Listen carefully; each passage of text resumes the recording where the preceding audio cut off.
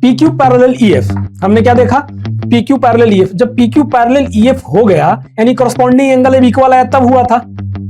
ठीक, ये करिए कि अब उसके आगे थोड़ा देखते हैं क्योंकि बहुत इंपॉर्टेंट है। चलिए देखिए यहां पे ये होने के बाद हम क्या किए हैं, ये ट्रायंगल को अगर आप इस पे रख दो एज ए लेमैन समझो तो ओवरलैप कर जाए, यानी कि एंगल सेम, शेप, साइज सब बराबर होता है। ठीक है ना। लेकिन मैं अगर बात करूं सिमिलैरिटी का, तो सिमिलैरिटी के लिए आपको याद रखना होगा कि एंगल इक्वल है, दोनों ट्रायंगल सिमिलर होगा।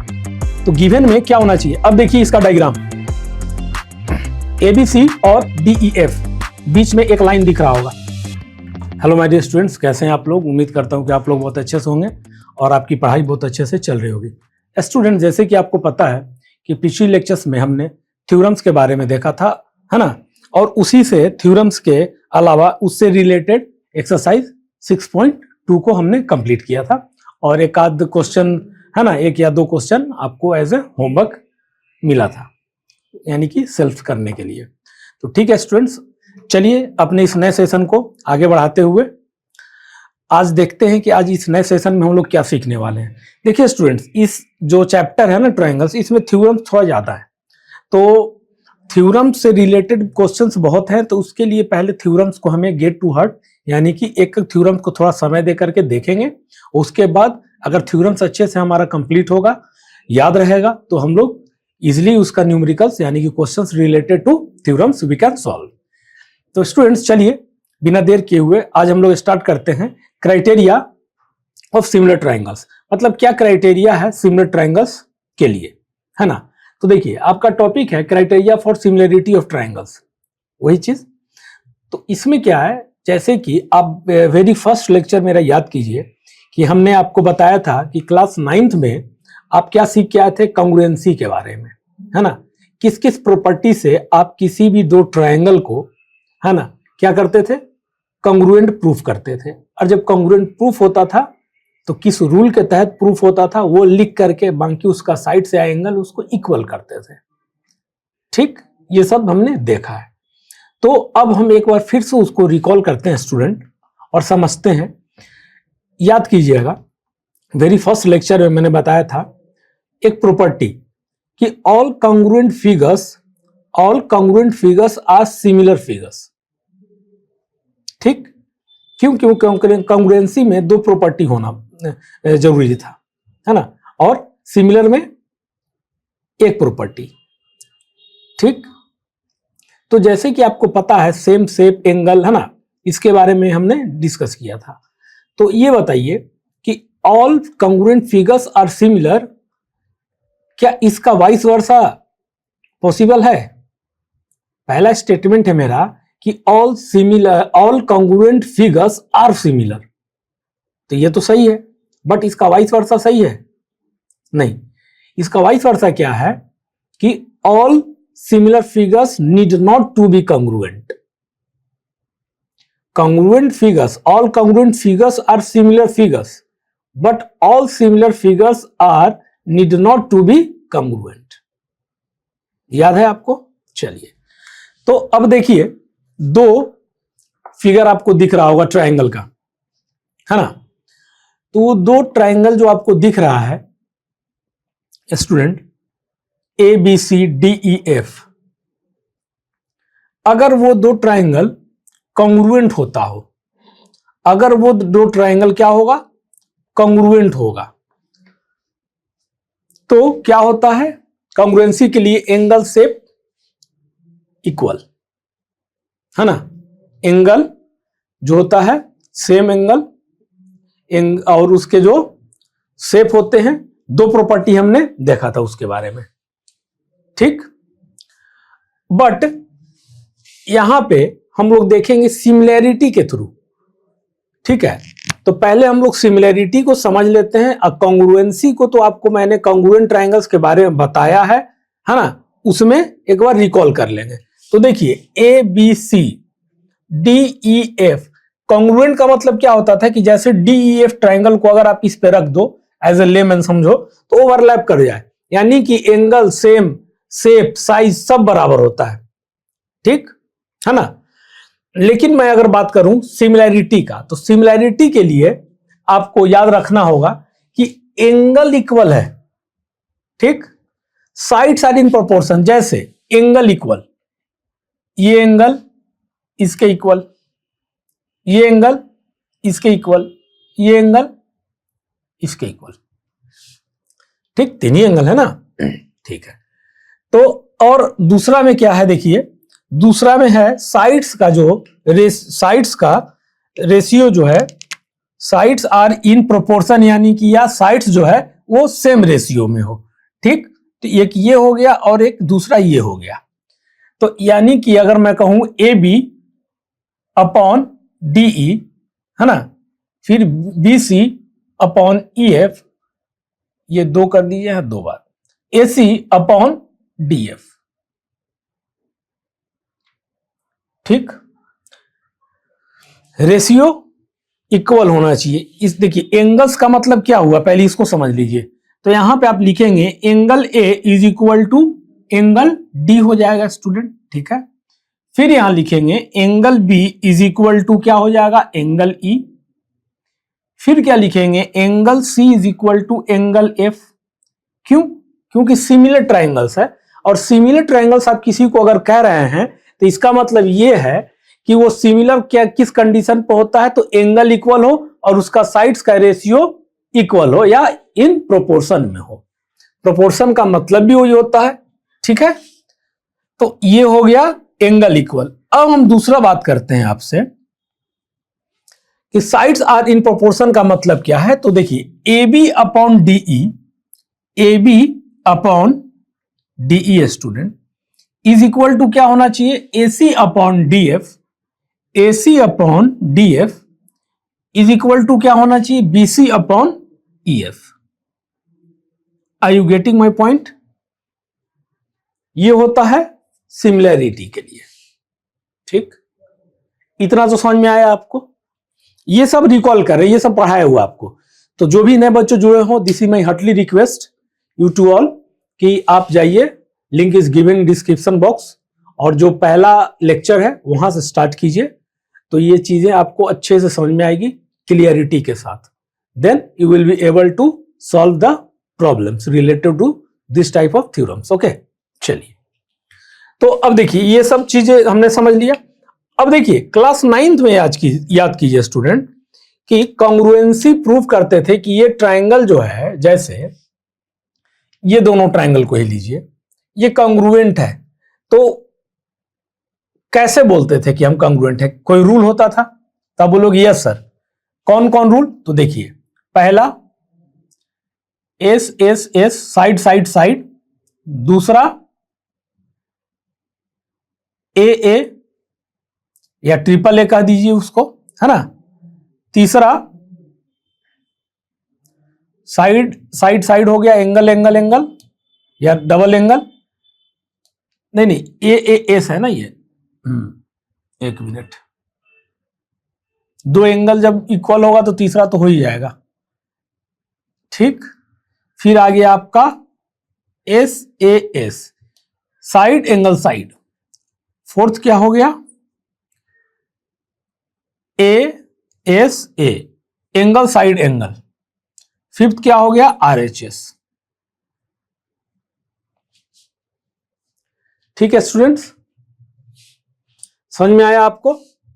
चलिए स्टूडेंट्स, तो देखिए S S S, A S और एस एस ए और आर एच एस, ये सब प्रॉपर्टी से, रूल से आप क्या करते थे, कॉन्ग्रुएंसी को प्रूफ करते थे। उसके बाद एंगल या साइड को लिख देते थे by CPCTC, hence proved. By CPCTC का मतलब क्या होता था कि congruent part of congruent triangles are congruent, है ना। ठीक, इतना समझ में आ रहा है? चलिए, अब ये चीज तो आपको क्लियर हो गया। अब एक चीज और समझिएगा, इसमें इंपॉर्टेंट क्या है कि जैसे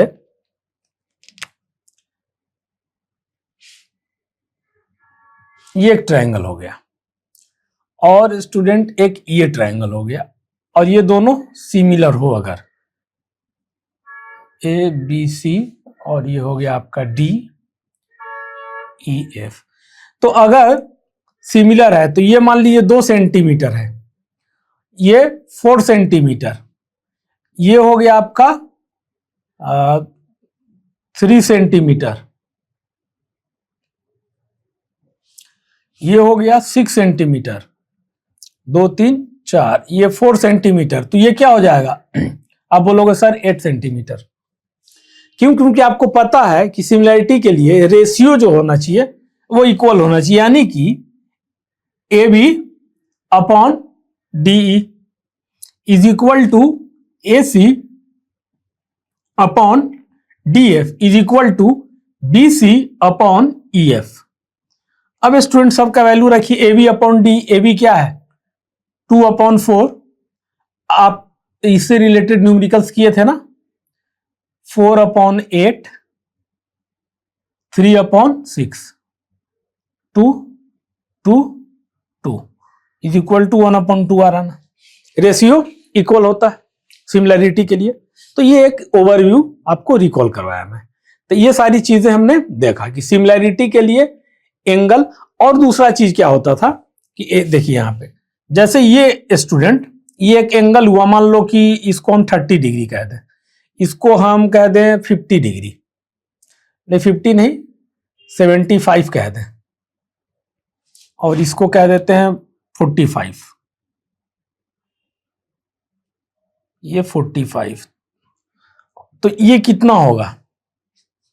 तो आप एंगल सम प्रॉपर्टी लगाकर किसको बता दोगे कि सर 75 45 कितना होता है? 120 होता है ना, 70 40 110 हो गया, 10 120, तो ये 60 होगा, बोलते थे ना।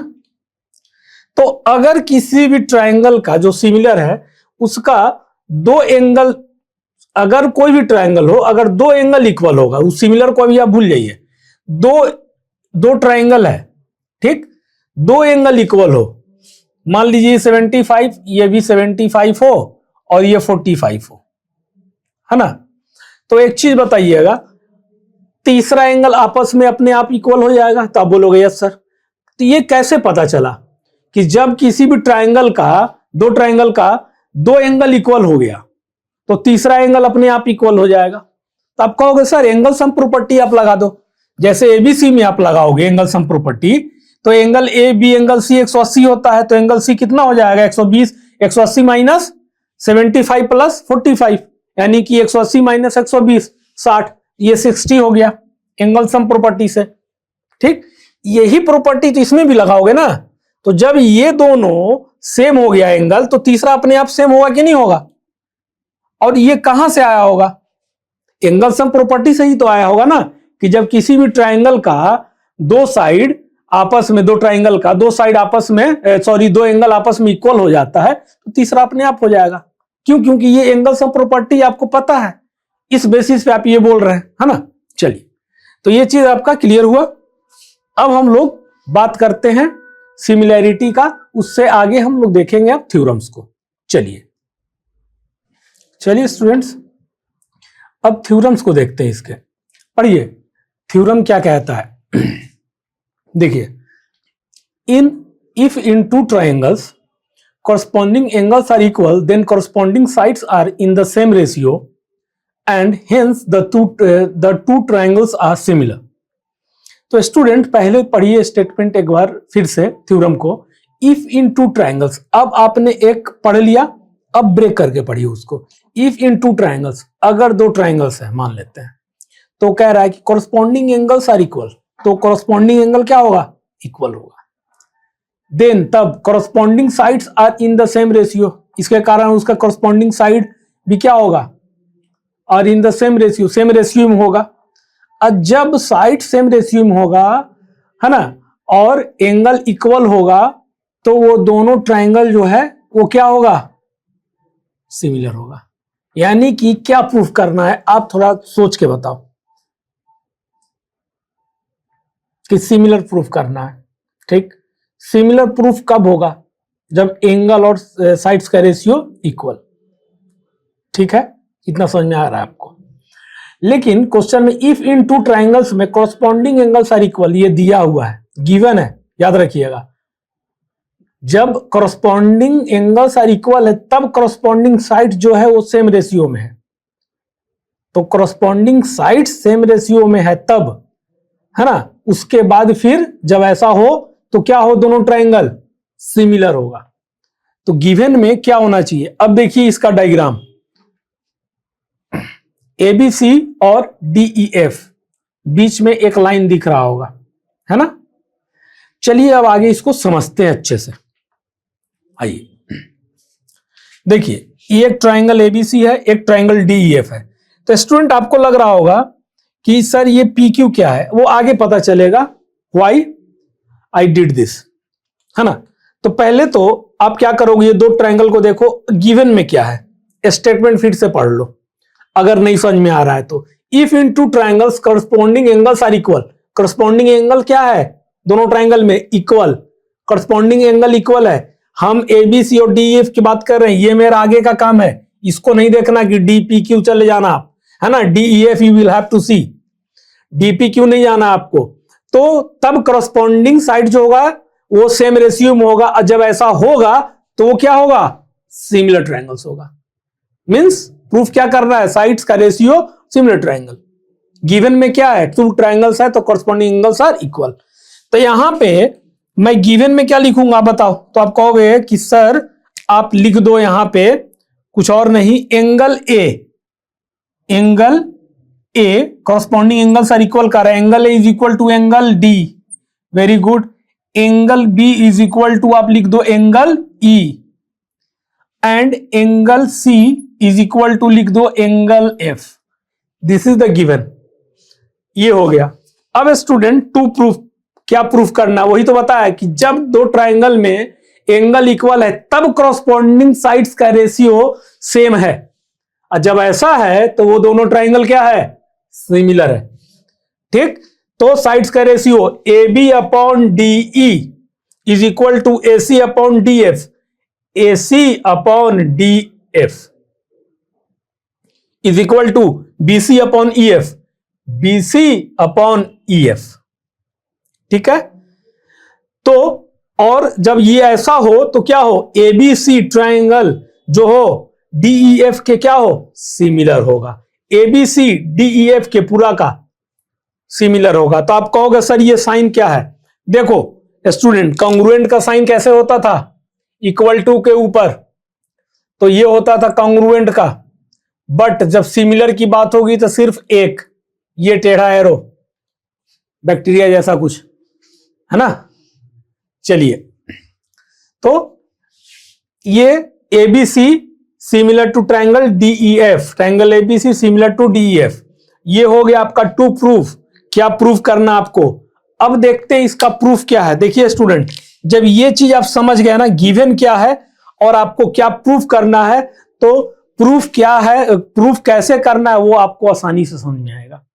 गिवन क्या है, क्या प्रूफ करना है ना, तो प्रूफ जो होगा जब आप साबित करोगे तो आसान हो जाएगा।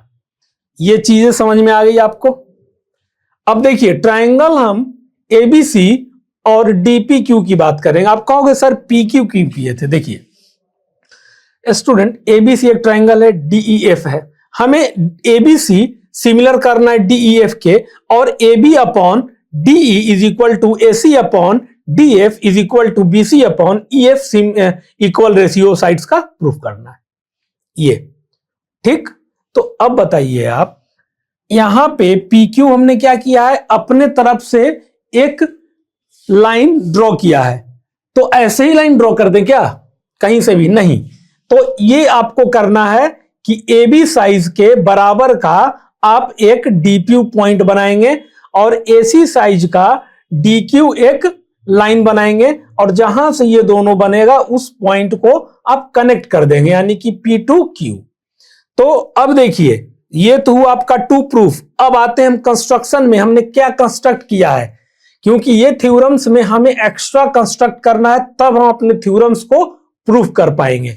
तो देखिए कंस्ट्रक्शन में क्या है, draw AB is equal to DP, ये वाला लाइन PQ इस तरह इस जगह पे बनाना है ताकि AB जो है DP के बराबर हो जाए, AC जो है DQ के बराबर हो जाए। ठीक है, तो अब P और Q को आप ज्वाइन कर दीजिए। इतना काम हमने क्या किया है, कंस्ट्रक्ट किया है। ये काम हमने अपने तरफ से किया है to prove this theorem. Get it? चलिए अब स्टूडेंट बात करते हैं हम ट्राइंगल ABC और DPQ में। ABC DPQ, ABC DPQ, छोटा छोटा इसमें हमें बात करनी है। तो इसे हमें अपने थ्योरम्स को प्रूफ करने के लिए इसका यूज लेना होगा। तो अब देखिए ABC DPQ में student angle A is equal to angle D। हम कैसे कह सकते हैं एंगल A एंगल D? तो आप बोलोगे सर ये तो कॉरस्पॉन्डिंग एंगल जो होगा इक्वल होगा, ये गिवन ही है। बिल्कुल। तो यहां पे आप रीजन क्या डालोगे, यहां पे स्टूडेंट आप रीजन क्या डालोगे, यहां पे आप लिखोगे गिवन। क्या लिखोगे? गिवन। ठीक है। अब देखिए AB is equal to DP, AB is equal to DP कैसे? तो आप बोलोगे सर बाई कंस्ट्रक्शन, हमने जो कंस्ट्रक्ट किया है। ठीक है, ये हो गया, ये हो गया।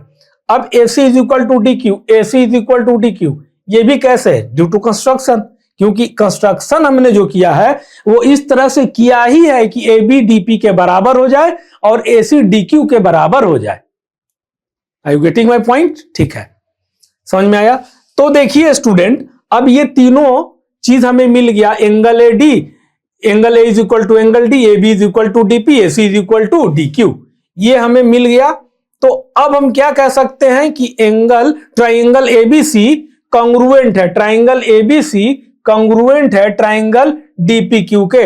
याद कीजिए क्लास 9th में आप कॉन्ग्रुएंसी जब प्रूव करते थे तो किसी रूल के तहत ये बोलते थे कि this is congruent to this triangle, तो कोई रूल होता होगा। तो यहां पे आप देखिए हमेशा कॉन्ग्रुएंट करने के लिए हमें कितने चीज खोजने होते थे, इक्वल करना होता था, 3 things only. Are you getting my point? Remember, याद कीजिए आप कॉन्ग्रुएंट के लिए क्लास 9th में आप कितने चीज खोजते थे, कम से कम 3 चीज होना चाहिए, है ना? यहां पे हमने 3 चीज ला दिया। तो ABC ट्राइंगल DPQ के कॉन्ग्रुएंट होगा किस रूल से? तो आप बोलोगे सर यहां पे एक एंगल लिए और 2 साइड की बात की, एक एंगल A एंगल D और AB DP AC DQ, यानी कि A से S। बिल्कुल, SAS। क्यों? क्योंकि 2 साइड के बीच में एंगल की बात हो रही है, 2 साइड के बीच में एंगल की बात हो रही है। ये नहीं आप कर दीजिएगा कि डबल A या डबल SA कर दीजिएगा, नहीं। ये कैसे है, एक एंगल है ना, एक एंगल है, एंगल बीच में होना चाहिए और ये साइड, तो SAS रूल, ठीक ना? ऐसे SAS रूल। ये क्या हो गया? S, ये क्या हो गया? एंगल, ये क्या हो गया? S, तो SAS रूल से हो गया, यहां पे SAS रूल से कॉन्ग्रुएंट हो गया।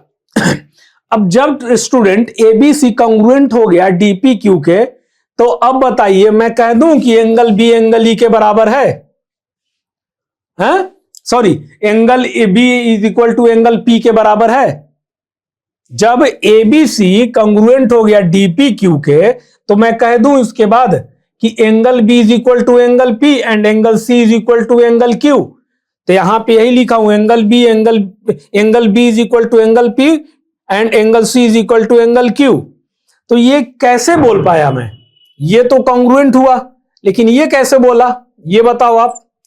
तो आप कहोगे कि आप पकड़ लोगे, क्लास 9 में पढ़ के आए हो, है ना?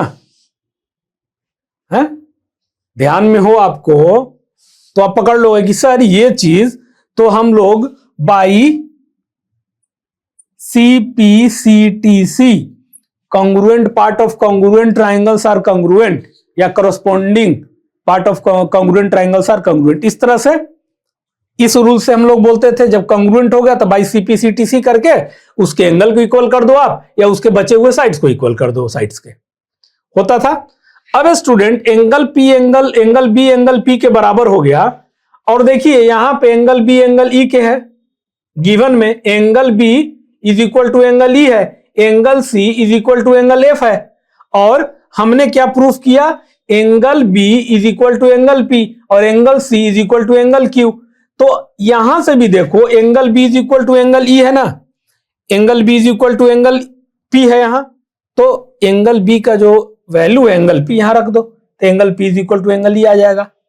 तो angle P is equal to angle E, उसी तरीके से हम लिख सकते हैं angle C is equal to angle Q is equal to angle F, क्योंकि angle C is equal to angle F है, गिवन है ये, और हमने प्रूफ कर दिया है कि एंगल C एंगल Q के बराबर है। तो इसे हम कह सकते हैं कि angle F is equal to angle Q या angle Q is equal to angle F कह सकते हैं। ठीक, ये हमने प्रूफ किया।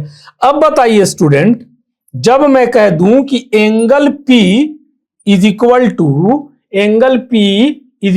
एंगल E है, एंगल E है, फिर मैं कह दूं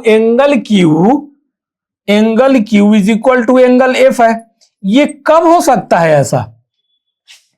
this angle is equal to this angle, this angle is equal to this angle, ये कब इक्वल हो सकता है? तो आप कहोगे सर ये इक्वल होगा कब? जब पैरेलल लाइन होगा, यानी कि ये इक्वल है, यानी कि पैरेलल लाइन है कहीं, है ना? जब ये इक्वल है यानी कि पैरेलल लाइन है, तो इसीलिए यहां पे लिखा हुआ है student, but angle P and angle E are corresponding angle.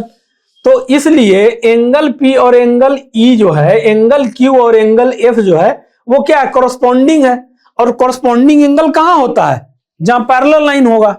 अगर कोई लाइन पैरेलल है ही नहीं तो कॉरस्पॉन्डिंग एंगल इक्वल होगा क्या? नहीं होगा। तो जब कॉरस्पॉन्डिंग एंगल इक्वल है ना, ये दोनों एंगल इक्वल है, तो कौन सा एंगल हुआ? कॉरस्पॉन्डिंग। और कॉरस्पॉन्डिंग एंगल इक्वल है, इसका मतलब कहीं ना कहीं वो दोनों लाइन पैरेलल रहा होगा। Are you getting my point? Hence we can say that PQ parallel EF।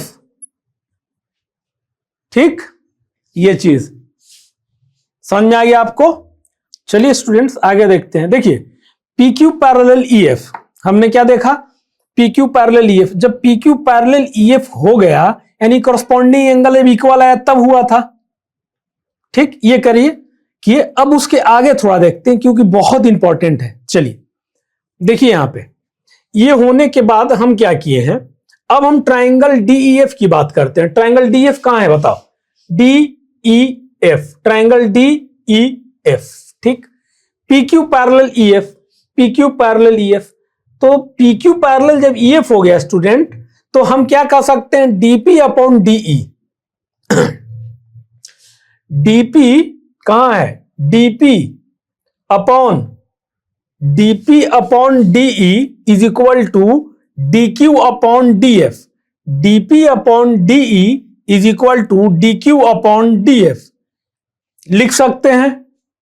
तो आप बोलोगे यस सर, आप पूछोगे भी ना फिर कि किस बेसिस पे आप लिख सकते हैं वो, है ना?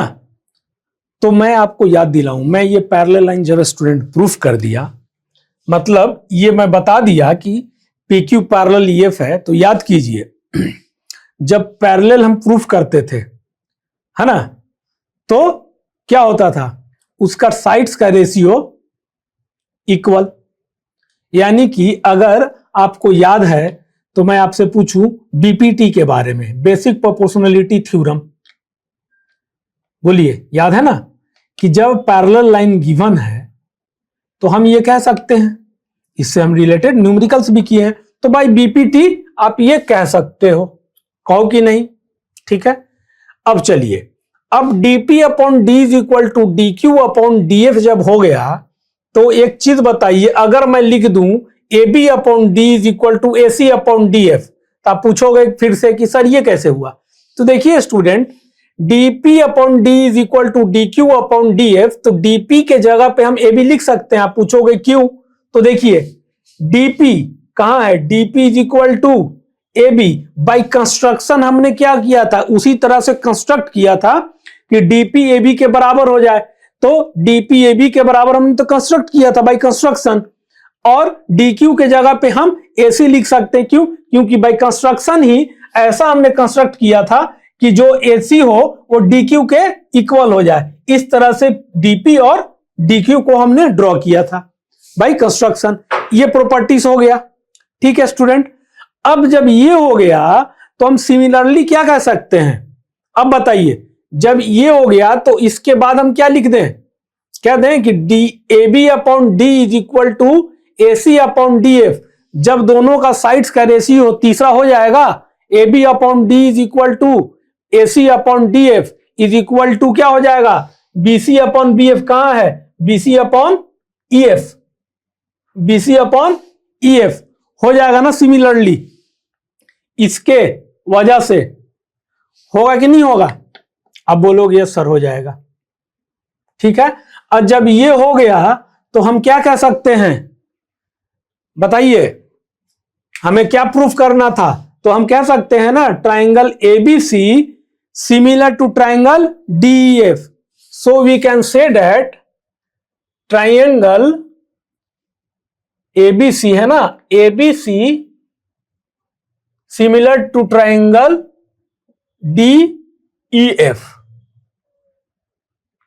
होगा कि नहीं होगा, क्योंकि टू प्रूफ में भी देखिए आप क्या प्रूफ करना था हमें, ये तो हमने कह दिया A B upon D A C upon D F, तो B C upon E F भी होगा। क्यों, क्योंकि सिमिलरिटी हम लोग क्या पढ़ा था, साइड्स का रेशियो इक्वल होता है, दो साइड्स का होगा तीसरा होगा, है ना। तो इसी तरह से similarly we can say that, ये हमने प्रूव कर दिया है ना थ्योरम्स को। तो A B C similar to D F, ये हो गया A B C D E F proof हो गया। सिमिलर में सिर्फ एक साइन ऐसा देते हैं और कॉन्ग्रुएंट में इस तरह से देते हैं, ठीक है स्टूडेंट। चलिए समझ में आया, तो स्टूडेंट उम्मीद करता हूं कि ये चीज समझ में आया होगा। तो आज के लिए सिर्फ इतना ही, एक थ्योरम हम लोग उससे रिलेटेड और भी इसको आप खुद से प्रूफ कीजिएगा, चीजों को समझिएगा। तब तक मिलते हैं, है ना। खुद से, हाँ सबसे बड़ा चीज कि आपको रिवीजन करते रहना है, रिवीजन आप करते रहिए, क्योंकि थ्योरम्स है directly it can be asked in your board exams. So be alert mode में आ जाइए, टाइम बहुत कम है और बहुत करने को बहुत कुछ है। तो ठीक है students, do your practice as you can. मिलते हैं नेक्स्ट लेक्चर में, तब तक के लिए बाय स्टूडेंट्स।